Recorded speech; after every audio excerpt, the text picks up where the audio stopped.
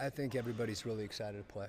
I feel like we've gotten the things we wanted to get done in the preseason as far as establishing, a way that we want to play, building chemistry, and then, it's a question now of just continuing to try to get better and become, better at executing, what we want to do. Welcome back, Hawks fans. Your boy Bryce Lewis back at it again for another Bleav in Hawks episode. We are back. I know it's been a while. It's been about over a week since I've posted anything. Hawks preseason's wrapped up. Been actually moving, guys. Got a new job, so I'm actually in the transition. I'm at my parents' house again right now. About to eventually move into my apartment, hopefully by the end of the week, and then I can maybe start getting back on more of a regular schedule. But I had to get this episode out because a lot has happened. Ayeka Kangu has been feeding families, and now he's going to feed his family for the next 4 years, for the next 4-year extension of the Atlanta Hawks. Plus, also, Hawks opening day game against Charlotte as they go to Charlotte to take on the Hornets.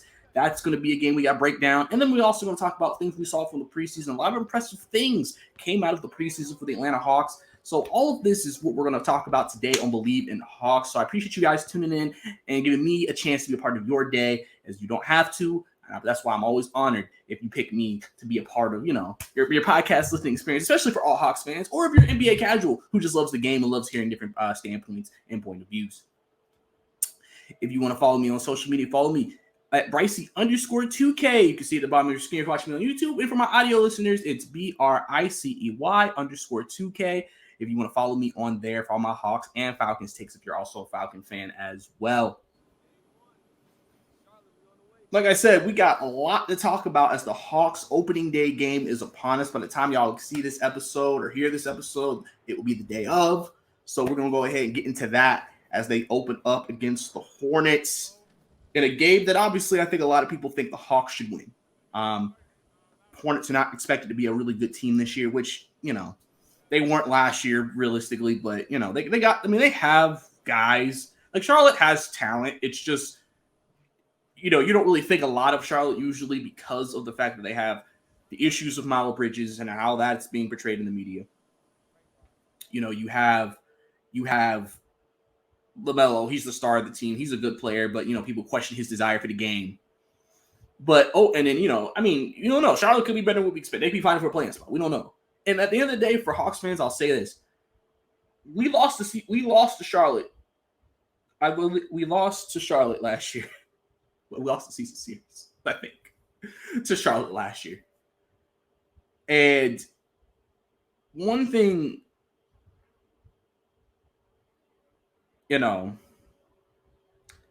that I think was big is that we can't come into this game thinking this should be a cakewalk. We need to come into this game ready. We need to come into this game looking to be determined. And I think they will be. I think this team is more focused than the last 2 years. I really have a lot of hype. I have a lot of expectations. And I have a lot of, excitement for this season. I think Quinn Snyder has those guys focused. You can see it from preseason games. Jalen Johnson looks like he's going to be incredible this year. They're allowing him to truly grow into his role, grow into his skill set, grow into his talent, and develop it. And that's something Quinn Snyder has mentioned multiple times. It's about development, a foundation, practice, training. He's mentioned it so many times in interviews, and it's so refreshing to hear a coach who talks about attention to detail. And so I'm going to be very curious in the Charlotte game. What is the Hawks' attention to detail? And the thing about Charlotte last year, and I think 2 games especially, we basically just got into high-scoring matchups where they were able to get a lead on us, and they dropped 130, 140 on us. And it's like, we can't be – if Charlotte's supposed to be one of the worst teams in the league, we can't be letting them score 140 on us. And I think that's going to be something that's also of more emphasis this year for this team. Quinn Snyder's talked about it defensively. Capella, he's talked about it. A lot of guys have talked about defensively. We have to make that commitment. We have to be committed to playing defense because you can't let last year happen. The thing is, Hawks can probably score with any team in the league. But if you don't play defense, you're going to be right back where you were last year, where the Hawks situation, if you weren't scoring, you weren't going to stop the other team regardless of who you were playing. Guys were going to have career nights, and that is what resulted in some of those bad losses as the season went on, especially under Nate McMillan. So I really hope for the Hawks, they come out with more attention to detail, focus, and also a better defensive intensity to start the season. luckily, the last few season openers for the Hawks have actually gone really, really well. I think the Hawks have won like the last like 3, 4, 5 season openers. So usually they've done pretty well. I don't even think maybe.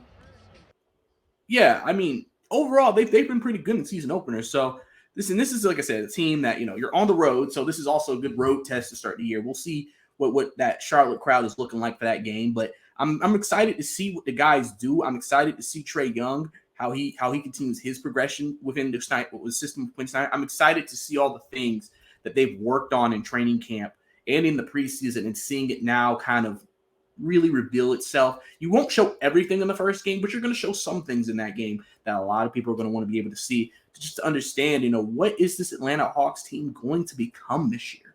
What is the expectation? What should we expect as a fan base from these guys?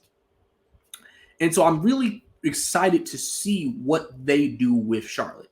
Like I said, if they come out, dominate, hey, that's fantastic. That's great.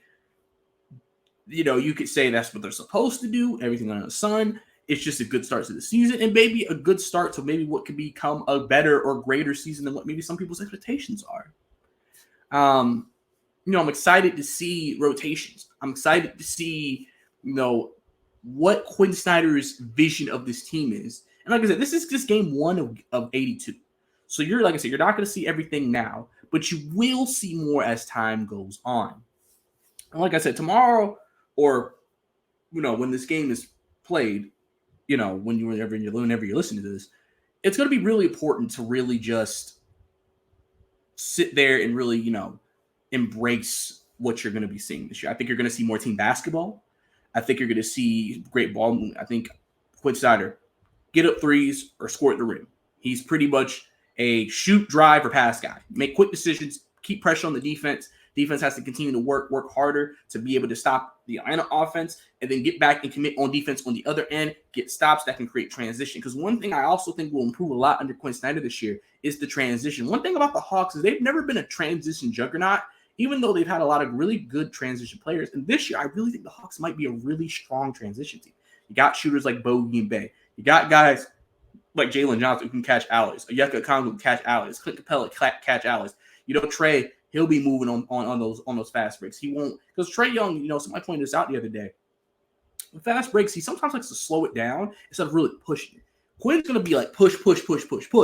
And so whether he has the ball or doesn't have the ball, I think Trae's going to be able to make plays off of that. Jalen Johnson, we all know, is going to have opportunities to push the ball off of that. DeJounte Murray, other things like that. So there's going to be a lot of good things that I'm going to be looking forward to seeing in this game against the Hornets, that I want to see how the Hawks execute and how the Hawks do against them and them. Like I said, they have guys, that are, that they can play. Like I said, this is the NBA. You never want to take any team lightly. You never want to assume that you can just pretty much have your way with any NBA team.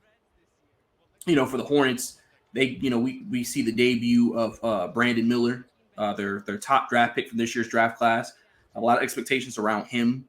So I know people are going to be really excited to see what they look like, what he looks like against the Hawks. That'll be a good matchup for DeAndre Hunter, Bay, and Jalen Johnson. So that's going to be, obviously, like I said, LaMelo. Miles Bridges is coming back. We'll see how that looks. Terry Rozier has been a guard who has actually been a bit of in the thorn side of the Hawks the last couple of seasons. So he's going to be a guy that they also have to keep an eye on.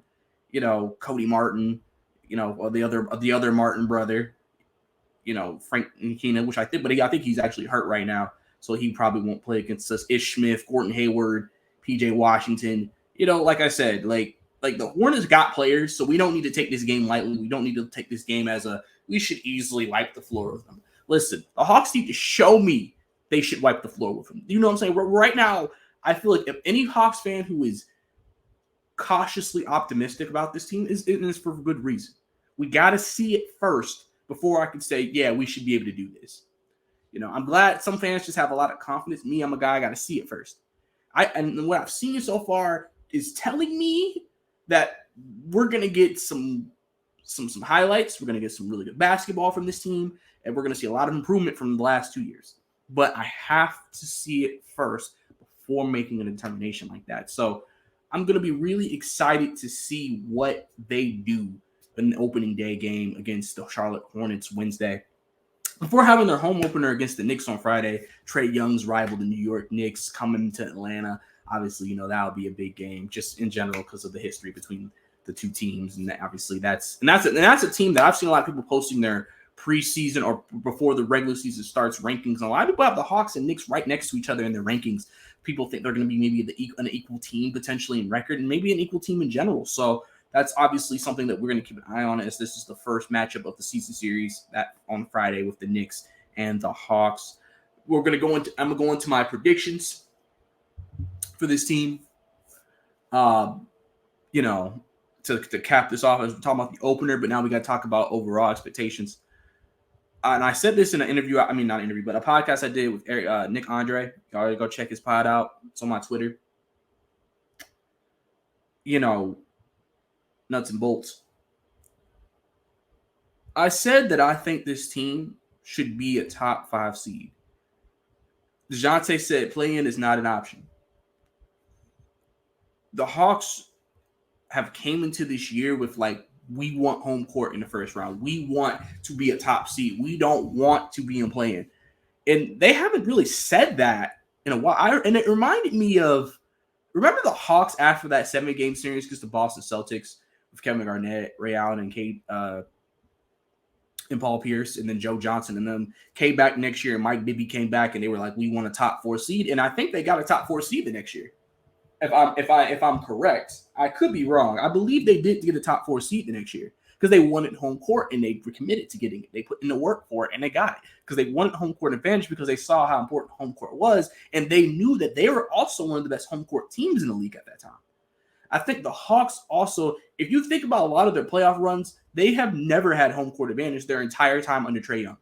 Trae Young has not had one series where he's had home court advantage. Every series they've started on the road. Playoff run, Eastern Conference Finals. Knicks were the higher seed that year. The year afterward, Heat were the higher seed. The year after that, Boston was the higher seed. They want to change that. They want to be able to be a home court advantage team for at least one round because of how big home court can be in the NBA. And obviously, as you establish this throughout the year, we'll see how good this team will be at home as the regular season plays on. So overall, I think this team can be a top 5 seed. I think they're really going to put in the work to do it. And sometimes, like people say, regular season, man, if you just put in more effort, that can get you games. Because the regular season, it's a long season. Not every team is going to have it turned on every night. It's just part of, the game. It is. Everybody's not going to have it turned on every day. And that's okay, though, because at the end of the day, as long as the identity and the culture that you want to set for your team, as long as you have that in place by the time the playoffs start, I would always say you're probably in good position because now you know who you are and regardless of what happens, this is what we're going to do. And that's the type of establishment you want to have if you want to take that next step, as the Hawks want to this year going into the season.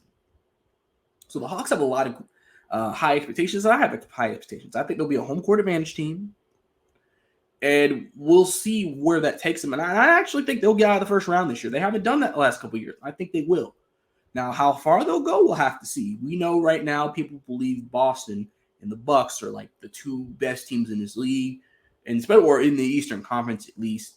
And so that's going to be who the Hawks have to go through, plus obviously Cleveland, Knicks, 76ers, just depending on what happens with the Harden situation, all of those things. So overall, there's a lot of things that are going to be answered for us this year for this team, but there's also a lot of excitement. The vibe is different. A lot of players have said the vibe is different. The energy is different. Everything feels different.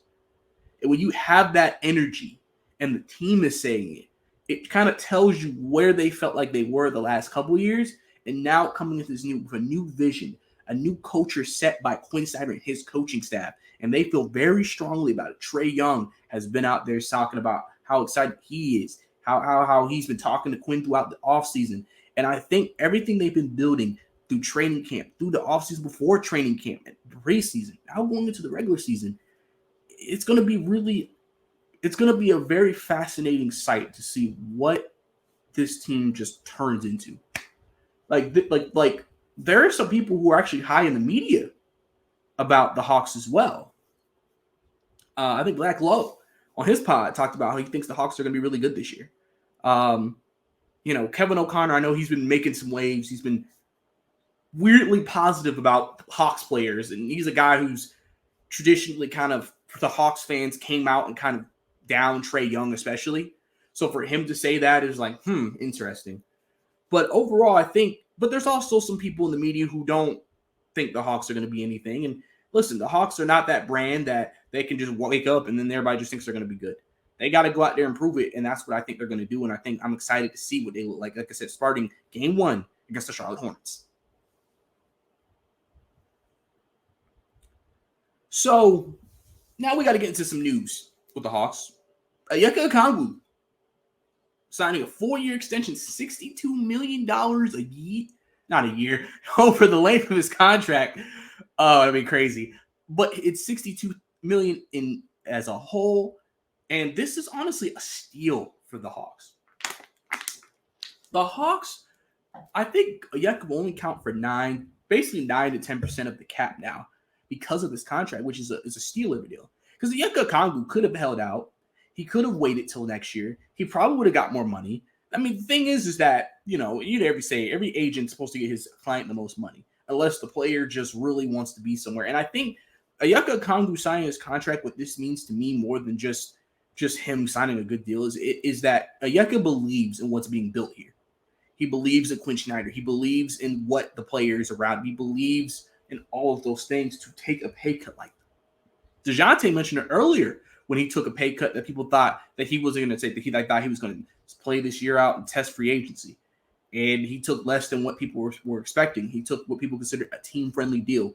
And the front office has been putting in work in regards to that. So shouts out to them for being able to do that.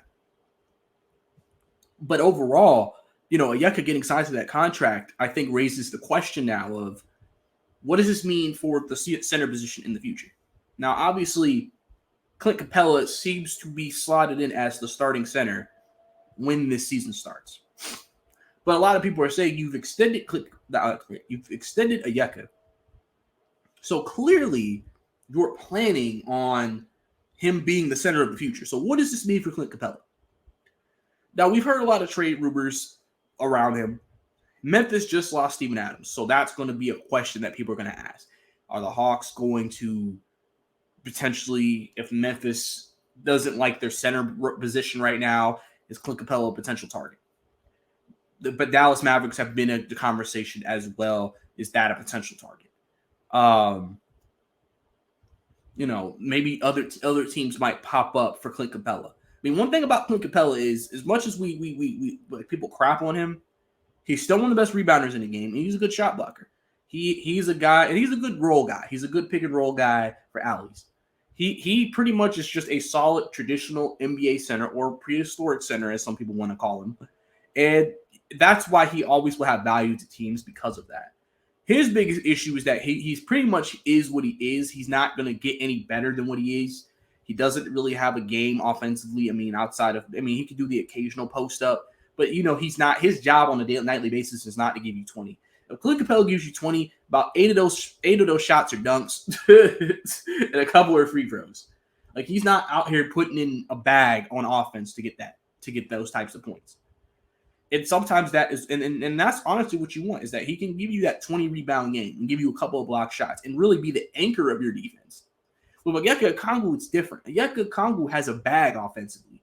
He's worked on his dribbling because he's going to be playing more away from the rim too, because of the fact he's added the three-point shot. He also can hit the mid-range, which is something he added to his game last year. And then he also can score around the rim. If you watch Onyeka Okongwu, he has great touch around the rim, and he's a pretty decent to solid free throw shooter. He's worked on his game, and it just feels like Onyeka Okongwu has so much potential and so much there that it's just exciting to see what he'll turn into. It's exciting to see what he will become in that regard. Onyeka, I feel like, could become one of the best centers in the NBA under Quinn Snyder because of the commitment to him, He's willing to take coaching. He's gotten better year after year, and that's ultimately what you want. Plus, also, here's one of the issues that some people had a concern with Onyeka Okongwu. Onyeka Okongwu's 6'9". Apparently on NBA.com and other places are making him a 6'10". Did he grow an inch? Maybe. We have no clue. Could it just be a lie? Sure. Who knows? But he's not the tallest guy in the world in terms of within the bigs, especially him being a center. One thing about this what Quinn Snyder is doing, he's helping to build a 3-point shot. Because the one thing is, Onyeka Okongwu's a little bit deceptive. He's very deceptive. He's very deceptively fast. He's at least quicker than what you think. And I think that's why he's been trying to develop more of this bag. It's because he wants to be able to take people off the dribble. Because you never know. Somebody tries to close out him at the 3-point line, he can take him to the rim. Some centers can't do that. They're pretty much, they're at the top of the key. They're useless. They're just there to set up a play. Onyeka may be able to set up a play or be able to take you out the top of the key. That's something, again, that adds to just the element of what kind of player he can be and why I think he has so much potential in this league. And so it'll be interesting to see the evolution of the center position. What happens to Clint Capella and what happens to Onyeka Okongwu? Does Onyeka Okongwu finish games at times? Quinn Snyder came out and made it seem like that, listen, things can, we're not afraid to make those changes. If someone's playing well, we need to finish the game with him, we'll finish the game with him. So we'll see if he actually does that.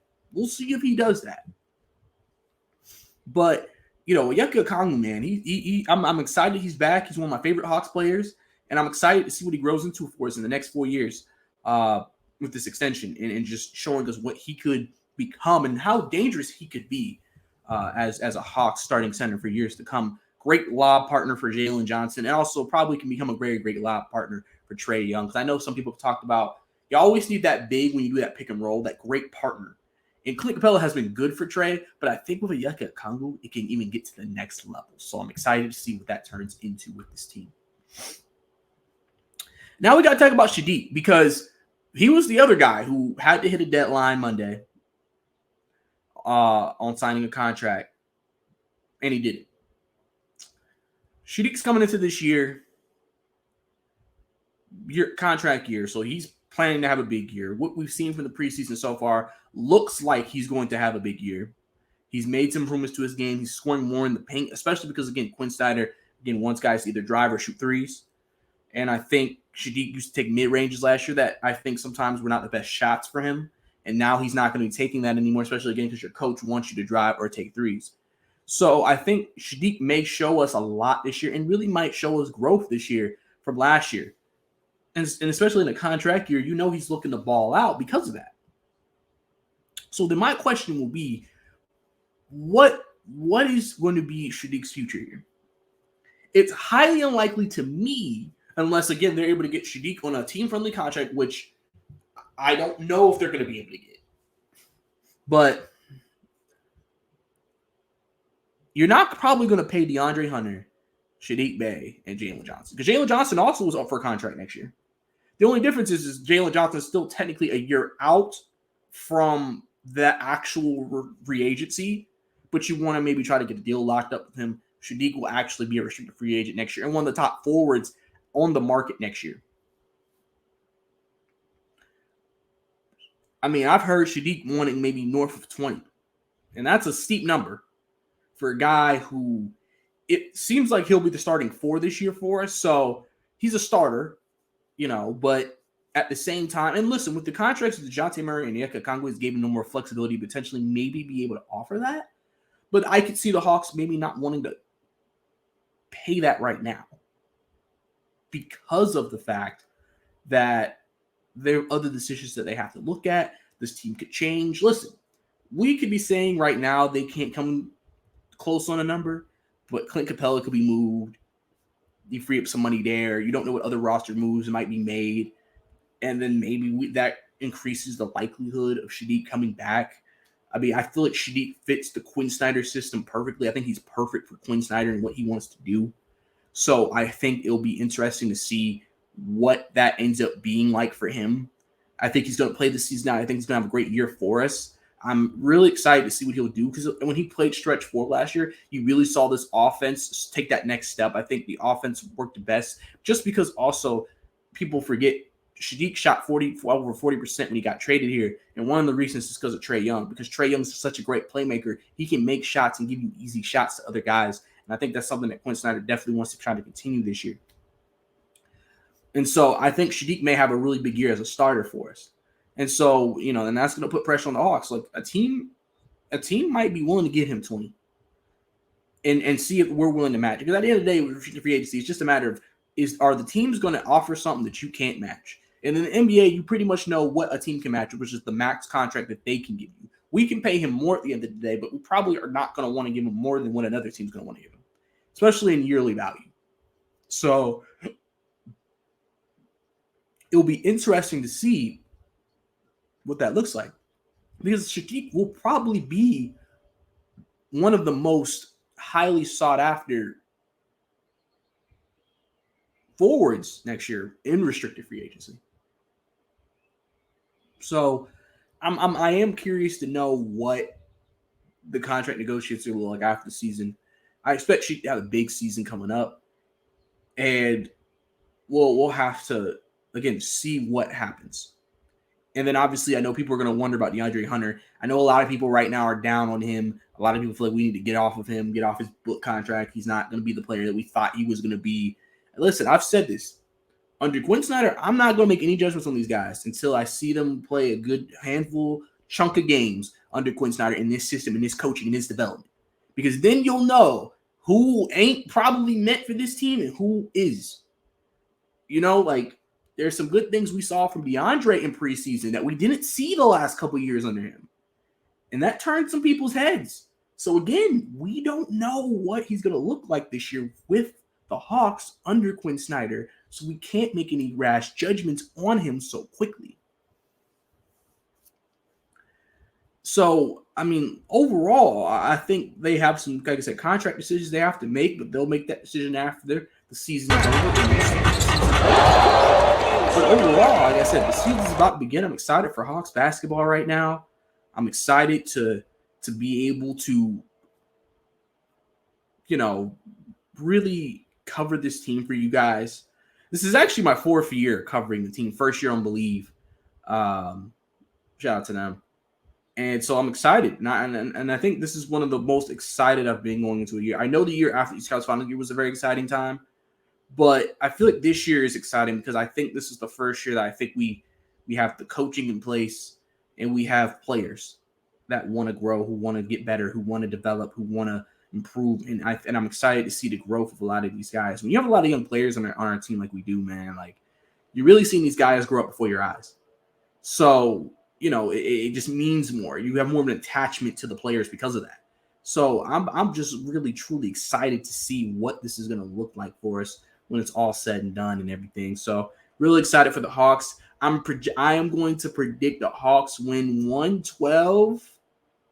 I'll say 112 to 100 over the Hornets tomorrow. They could maybe score more points. It could be a higher scoring game, but overall 100 points, you score over 110. I think the Hawks win pretty comfortably tomorrow, but we'll have to see. Like I said, we have no idea. It's opening day. Like I said, Charlotte is at home. You never know. They might get an energy rush from the crowd. Hawks got to get ready to play. They got to be focused. I want to see how focused they are coming out, attention to detail. And I want to see that bag that Quinn Snyder got with these guys and see what this team really can show us and really just start to build that confidence and faith, not only for me, but everybody within the Hawks fan base who's excited for the season, excited to see what is this team going to look like and what is this team going to be going into this season and how dangerous is this Hawks team going to be. Like I said, all of that hopefully will be answered as time goes on. But before I let you guys go, I just want to remind you guys again, don't forget to follow me on social media at Bryce_2K. Also, if you're listening to me on YouTube, don't forget to subscribe and like the video. Share it with your friends. Let people know this is the #1 Hawks podcast out there. Also, if you're listening to me on audio, also leave a review on the podcast, leave a comment. All of that is very much appreciated. Once again, thank you for being a part of your day and talking some Hawks basketball with you. And if you're a casual NBA fan, I enjoy you just talking. Hey, we out here just doing hoops, man. We out here talking hoops. So, I definitely love everybody's comment. What are you? Some questions for you guys. Leave in the comments. What do you think? What are your expectations for the Hawks? What record do you think they're going to finish with? I think they'll finish with at least 47, 48 plus wins. What do you have an end season result? How confident are you in this team this year? if you want to give me that feedback, drop it down below in the comments. Definitely want to interact with you guys more. So, like I said, man, let's go ahead, get some Hawks basketball going, and we going to be out here. Yes, sir. Out here, baby, doing it big, man. So, that's your boy. It's your boy, Bryce Lewis. See you next time.